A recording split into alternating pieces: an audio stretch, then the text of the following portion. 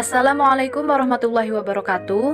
Kami dari kelompok 10 akan menjelaskan materi mengenai mikoplasma, viroid, dan prion. Baik, saya Siti Rahma akan menjadi pemateri pertama yang menjelaskan mengenai mikoplasma. Nah, mikoplasma ini adalah genus dari bakteri yang termasuk ke dalam kelas Mollicutes. Mollicutes ini berasal dari dua kata, yaitu mollis yang artinya lunak dan cutis artinya kulit.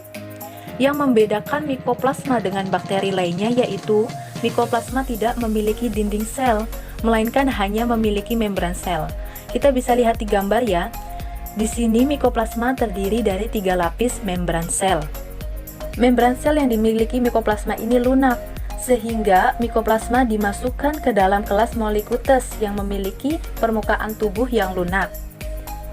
Permukaan tubuh dari mikoplasma ini mengandung protein membran, yaitu glikolipid, lipoprotein, dan lipoglikan. Kita bisa lihat di gambar sebelah kanan, di sini ada lipoprotein yang dimiliki oleh mikoplasma. Menurut beberapa ahli, mikoplasma ini adalah bakteri terkecil dari bakteri lainnya, yang dimana ukurannya itu sekitar 125 hingga 250 nanometer. Lalu, ciri khas dari mikoplasma selain tidak memiliki dinding sel yaitu memiliki dua materi genetik, yaitu DNA dan juga RNA, sedangkan bakteri lainnya hanya memiliki DNA saja. Kita bisa lihat di gambar ya, di sini ada DNA beruntai ganda dan juga RNA beruntai tunggal. Lalu, mikoplasma ini sangat pleomorfik yang artinya dapat mengubah struktur morfologinya. Bisa kokoid sampai filamen bentuk dari mikoplasma ini, tergantung pengaruh dari sekitarnya. Selanjutnya, mikoplasma dapat bereproduksi pada media yang bebas sel seperti pada agar, yang dimana agar tersebut mengandung adanya sterol. Sterol ini merupakan bagian penting pada struktur membran sel mikoplasma, sehingga dengan adanya sterol pada agar ini dijadikan sebagai nutrisi dalam pertumbuhan mikoplasma. Lalu, mikoplasma menggunakan glukosa sebagai energi untuk pertumbuhannya. Mikoplasma tumbuh pada wilayah atau lingkungan yang mikroaerofilik, yang artinya adalah mikoplasma ini hidup dengan membutuhkan oksigen dalam jumlah sedikit daripada kadar atmosfer bumi seperti itu. Selanjutnya ada klasifikasi dari mikoplasma. Seperti yang sudah disebutkan sebelumnya, mikoplasma ini termasuk ke dalam kingdom Bacteria, filum Tenericutes, kelasnya Mollicutes, ordonya Mycoplasmatales, famili atau keluarganya yaitu Mycoplasmataceae, dan genus Mycoplasma. Ini menurut Noack tahun 1929, spesiesnya Mycoplasma sp. Selanjutnya yaitu ada jenis-jenis mikoplasma. Di sini ada beberapa spesies yang termasuk ke dalam genus Mycoplasma. Yang pertama yaitu ada Mycoplasma pneumoniae, penyebab pneumonia atau radang pada paru-paru manusia. Nah, penyakit ini dapat menyerang seseorang yang berusia 5 hingga 20 tahun ketika seseorang tidak dapat menjaga pola hidup sehat. Nah, gejala seseorang yang terkena penyakit ini yaitu nyeri dada, sakit pada bagian tenggorokan, demam, dan juga menggigil. Yang kedua ada Mycoplasma genitalium, menyebabkan infeksi pada urogenital atau sistem urin. Yang ketiga yaitu Mycoplasma hominis, penyebab demam pada ibu setelah melahirkan atau pasca persalinan, dan juga penyebab infeksi pada saluran tuba. Yang keempat yaitu Mycoplasma galliseptium, penyebab penyakit kronis pada ayam. Ayam yang terinfeksi bakteri ini akan terganggu pada sistem pernapasannya.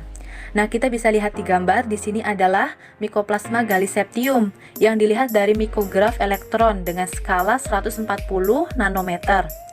Selanjutnya yaitu Mycoplasma synoviae, yaitu penyebab sakit persendian dan juga pernapasan pada burung dan ayam.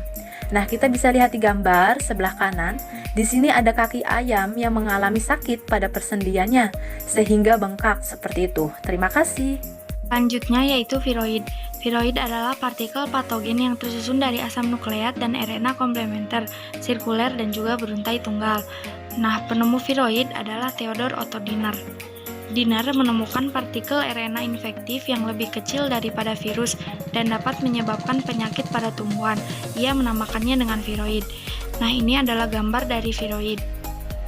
Viroid hanya mampu bereproduksi di dalam sel hidup sebagai partikel RNA dan ukurannya sangat kecil. Klasifikasi viroid yaitu dibedakan berdasarkan tempat bereplikasinya dan digolongkan ke dalam dua famili, yaitu famili Posiphyroideae dan famili Aphusophyroideae. Famili Posiphyroideae ini terdiri dari 5 genus. Genus pertama adalah genus Posiphyroid, genus Hostophyroid, genus Cocadphyroid, kemudian genus Abscaphyroid, dan genus Coleophyroid. Ini adalah gambar viroid penyebab potato spindle tuber. Selanjutnya, famili Aphusophyroideae terdiri dari 3 genus, genus Pelamophoroid, genus Aphusophyroid, dan genus Elaphyroid. Yang terakhir, struktur dari viroid. Viroid merupakan molekul RNA kecil yang tidak mengkode protein, telanjang tanpa selubung protein. Viroid terdiri dari molekul RNA helix tunggal, berbentuk cincin tertutup dengan panjang rantai lebih kurang 360 nukleotida. Struktur viroid menyerupai untai ganda melalui pasangan basa antar untai. Viroid adalah agen penginfeksi penyebab penyakit pada berbagai tumbuhan, misalnya pada kentang, pohon jeruk, mentimun, krisan, dan juga pada pohon kelapa. Menjelaskan apa itu prion. Prion adalah suatu partikel protein yang dapat menginfeksi. Tubuhnya hanya terdiri dari 100% protein tanpa asam nukleat. Prion bereplikasi dengan pekodean gen pada kromosom inang atau kata lainnya dengan karena modifikasi protein inang selama atau setelah protein itu disintesis. Jika terjadi kontak dengan prion, maka akan mengalami kesalahan pelipatan atau misfolded. Ini adalah gambar dari prion tersebut. Siapa sih penemu prion itu? Pada tahun 1997 di Amerika Serikat, ilmuwan yang bernama Stanley B. Prusiner meraih hadiah Nobel atas penelitiannya terhadap prion ini. Jadi, prion merupakan protein yang tidak dapat bereplikasi, namun dapat mengubah protein inang menjadi protein versi prion.